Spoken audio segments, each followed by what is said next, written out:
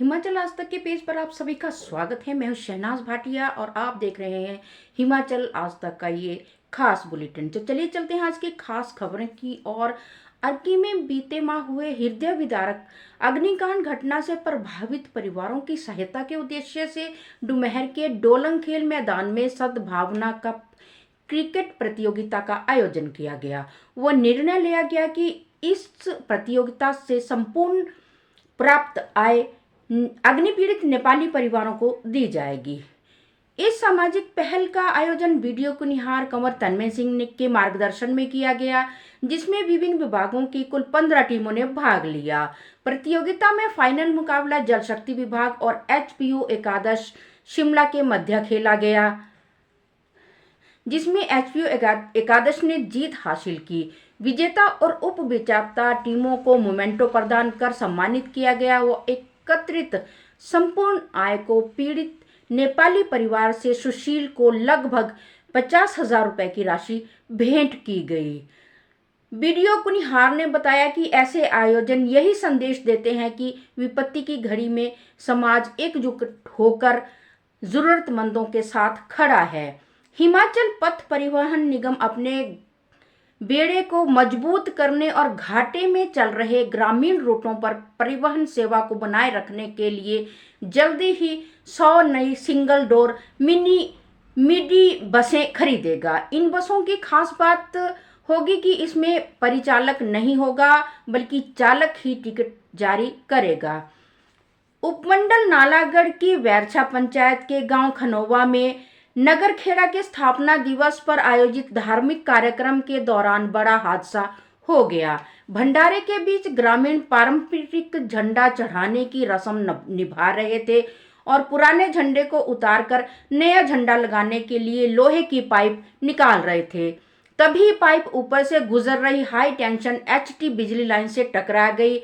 उसमें करंट प्रभावित हो गया। अचानक तीनों ग्रामीण करंट की चपेट में आकर बेहोश होकर गिर पड़े। हादसे में हरि सिंह पुत्र माड़ूराम की मौत हो गई, जबकि हरि सिंह पुत्र लेखराज तथा अवतार सिंह पुत्र मेहर चंद गंभीर रूप से झुलस गए। ग्रामीणों ने तीनों को तुरंत पंजहरा के एक निजी अस्पताल पहुंचाया, जहां हरि सिंह की हालत नाजुक होने पर उसे एम्स बिलासपुर रेफर किया गया। मृतक का सिविल अस्पताल नालागढ़ में पोस्टमार्टम कराया गया, जबकि दोनों घायलों का उपचार जारी है। एएसपी अशोक वर्मा ने मामले की जांच शुरू कर दी है। सोलन सपाटू मार्ग की जर्जर स्थिति पर भाजपा सोलन शहरी मंडल ने गहरी चिंता व्यक्त की है।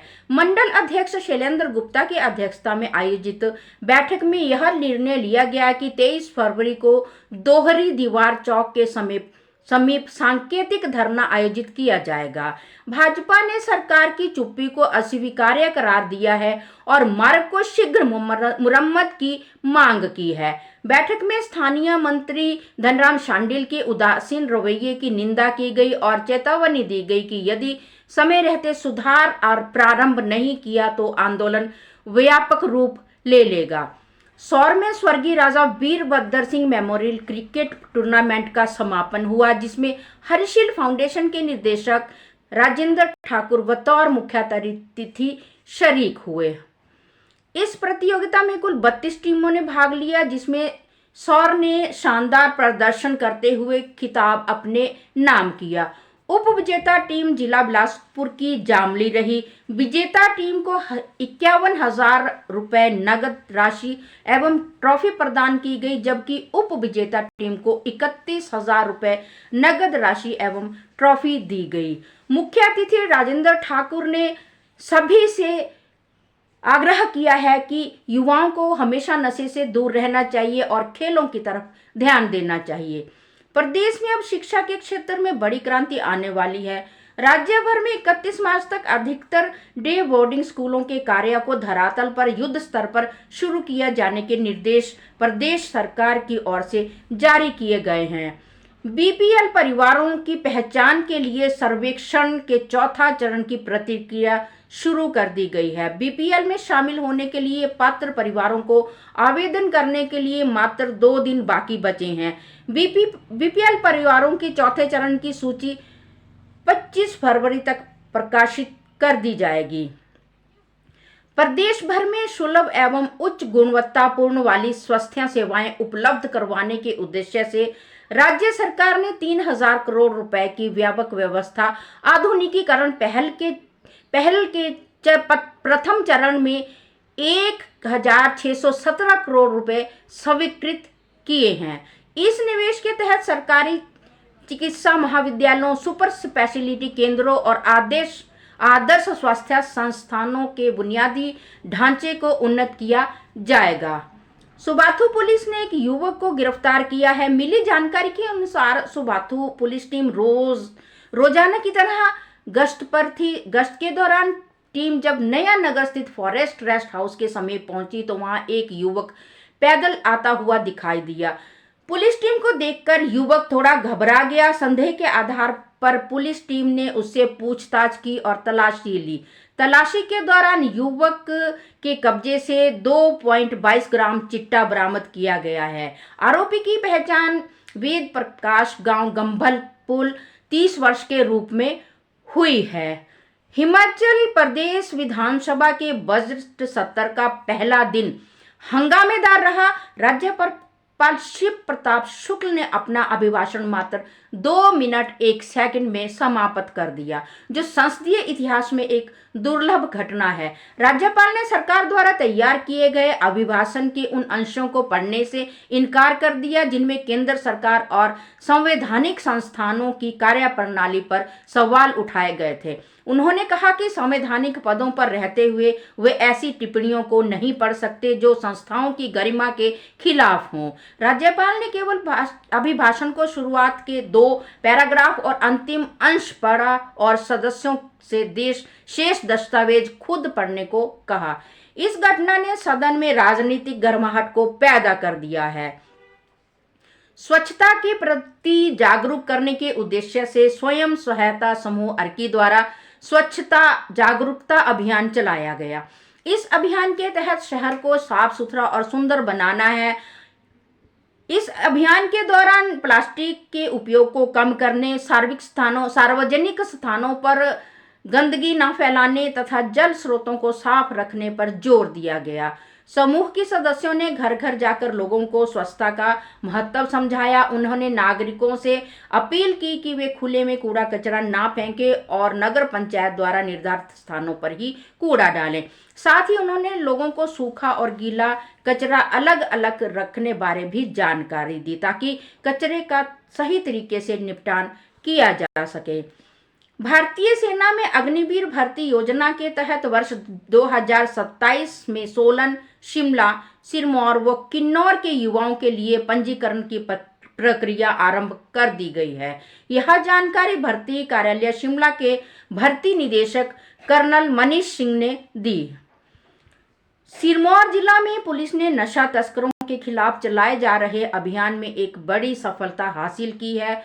पुलिस थाना पुरुवाला के अंतर्गत पुलिस चौकी सिंहपुरा की टीम ने गश्त के दौरान 3 महिलाओं को भारी मात्रा में चरस की खेप के साथ गिरफ्तार किया है। देखिए, आज के समय में महिलाएं भी चरस और नशा जैसी तस्करी जो कर रही हैं वो बहुत ही चिंतनीय एक विषय है, क्योंकि महिला माँ होती है और माँ बच्चों को ही संस्कार देती है, और यदि महिलाएं ही ऐसे काम में पड़ जाएं तो ये बहुत ही अशोभनीय कार्य है। तो चलिए करते हैं अगले समाचारों की बात। तो हिमाचल प्रदेश 108 एवं 102 एम्बुलेंस कर्मचारी यूनियन ने श्रम कानून और न्यायिक आदेशों को लागू करने, न्यूनतम वेतन और कर्मचारियों की प्रताड़ना बंद करने सहित अन्य मांगों को लेकर 12 फरवरी से 16 फरवरी तक 5 दिवसीय प्रदेशव्यापी हड़ताल की। इस दौरान प्रदेश भर में एम्बुलेंस सेवाएं पूर्ण रूप से बाधित रहीं। यूनियन का प्रतिनिधि मंडल नेशनल हेल्थ मिशन के प्रबंध निदेशक प्रदीप ठाकुर से मिला और उनसे मांगों का समाधान मांगा। प्रबंध निदेशक ने आश्वासन दिया कि गैर कानूनी तरीके से नौकरी से निकाले गए और ट्रांसफर किए गए कर्मचारियों को तुरंत बहाल किया जाएगा। अन्य मांगों के समाधान के लिए 7 मार्च को एनएचएम प्रबंधन, यूनियन और मेधावान प्रबंधन के मध्य शिमला में बैठक होगी। यूनियन ने चेताया कि अगर शीघ्र ही मांगों की पूर्ति न हुई तो यूनियन निर्णायक संघर्ष की ओर बढ़ेगी। हिमाचल प्रदेश में मौसम विभाग के अनुसार 15 से 21 फरवरी तक पूरे प्रदेश में मौसम साफ और शुष्क बना रहेगा।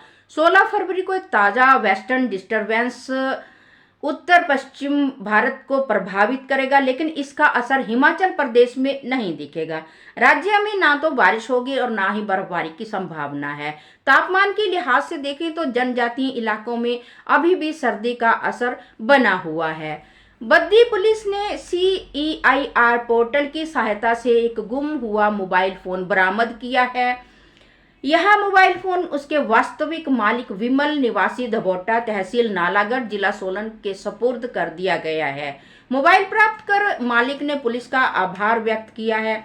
पुलिस ने आम जनता से अपील की है कि मोबाइल गुम होने की स्थिति में तुरंत CEIR पोर्टल पर शिकायत दर्ज करवाएं तथा नजदीकी पुलिस थाना या चौकी से संपर्क करें। तो चलिए चलते हैं सोने चांदी के दामों की ओर। तो सोने और चांदी की दामों में आज थोड़ी कमी आई है। तो सोने का दाम जो आज का है 1,46,722 कैरेट 916 हॉलमार्क हो गया है। वहीं चांदी में भी थोड़ी कमी आई है। आज के ताज़ा दाम 252 रुपये पर ग्राम और 2520 रुपये तोला है। अभी आगे भी सोना और चांदी के दामों में बढ़ोतरी या उछाल आने की पूरी संभावना है। तो इसी के साथ मैं अपने इस बुलेटिन को यहीं समाप्त करती हूं और आप सभी से आग्रह करती हूं कि आप ज़्यादा से ज़्यादा लाइक करें, कमेंट करें और शेयर करें। यूट्यूब पर भी हमारा जो बुलेटिन वो 8 बजे चलता है, तो आप यूट्यूब को भी सब्सक्राइब करें। इसी के साथ मैं शहनाज भाटिया अपने सहयोगी मनोज शर्मा व पवन कुमार सिंह के साथ। जय हिंद।